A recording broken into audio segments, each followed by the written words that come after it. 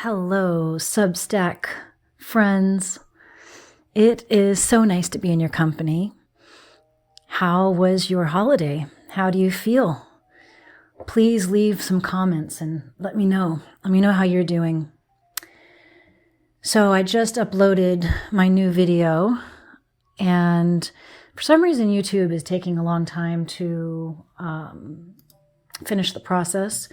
And so I thought, well, why don't I take this time to record a voice note for my Substack followers? And I figured I can talk a little bit about the video, but I won't regurgitate the whole video. Instead, I'd like to share with you some behind the scenes information about why I wanted to make this. In a way, that's kind of what these voice notes are for. You guys are like my my group of insiders. I can share raw details with you guys that I may not share on YouTube or even in my articles. So the article or the video I just uploaded, I anticipate it might seem controversial. Of course, that's never my intention. It's just the nature of things. But it's about the healing path versus victim mentality. And it's not like I think about it all the time, but it is something that's at the front of my mind as I do healing work. And like I said, it's not something I'm actively thinking about all the time, but it is something that comes into my awareness quite often because throughout my entire adult life, I've been on a healing path, and I have been in the role of the healing guide in many, many scenarios. And ever since I was, I call it an entry-level social worker, because I worked the lowest job in the hierarchy that you could imagine. You didn't have to have a master's degree or even a bachelor's degree. In fact, I was in college at the time.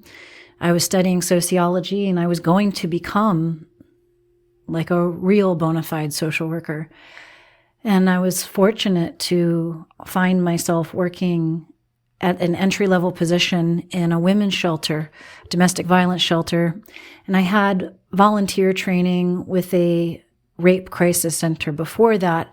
So for about 4 years, I had on-the-job training with real crisis situations and people who were truly, it's funny, it's ironic. It's not funny, but it's a little ironic because back then, we were trained to never call them victims. They were survivors. And yes, that's true. But compared to the people I talk to today, the people back then were indeed victims because they had just been victimized and they were still in a real state of shock over what had just been done to them. I can't think of any other definition of victim. Throughout my adult life, as I've had to learn, when you how do I want to say? I'm trying to be very delicate here because I really don't want to offend anybody. I really don't, because I do care very much about the healing path, and I know that it is a path with very sensitive people. And with that said, when you are in the company of people who are interested in things like healing, you can meet people who are actually victims. They are actually on a path of victimhood. They don't want to heal. They're actually very comfortable. They have an identity around their past victimization. And PTSD is a very real thing.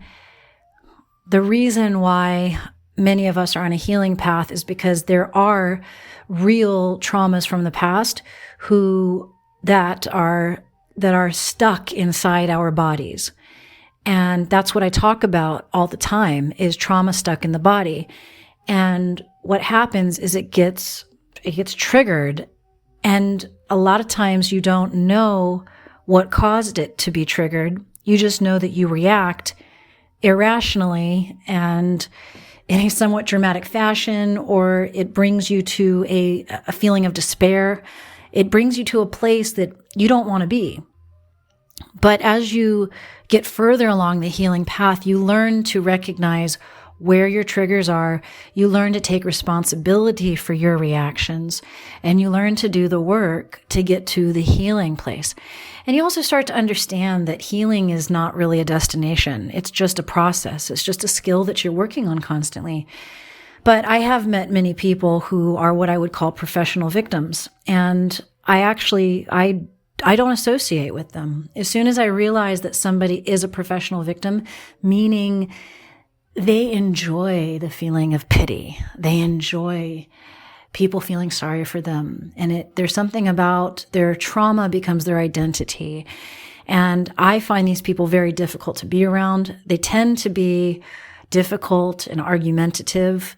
They tend to use their victimhood as what I'm trying to say, like a power. I'm not coming up with the right term right now, but they tend to use it, especially if you're a sensitive person. If you're a sensitive person, if you're prone to being someone who holds space for others, they can really take advantage of you. They can use guilt to try and hook you and to have power over you. And that's why I don't like being around victims. I don't like being around professional victims, as I call them. But I love people who are on a healing path. I love people who take responsibility for their healing. And those are the people I'm trying to reach. And so far, I've had a lot of really good luck. I'm really grateful. I'm grateful to myself throughout my life for doing all the healing work, because I would not be attracting people who are healers, not victims, healers. I'm attracting a lot of healers. And what that tells me is that I've been doing the right things all along, and I've got myself to a place where I'm sending out like a healing vibe. I'm not sending out a victim vibe, because those are the people who are drawn to my work. And I'm just so glad for it.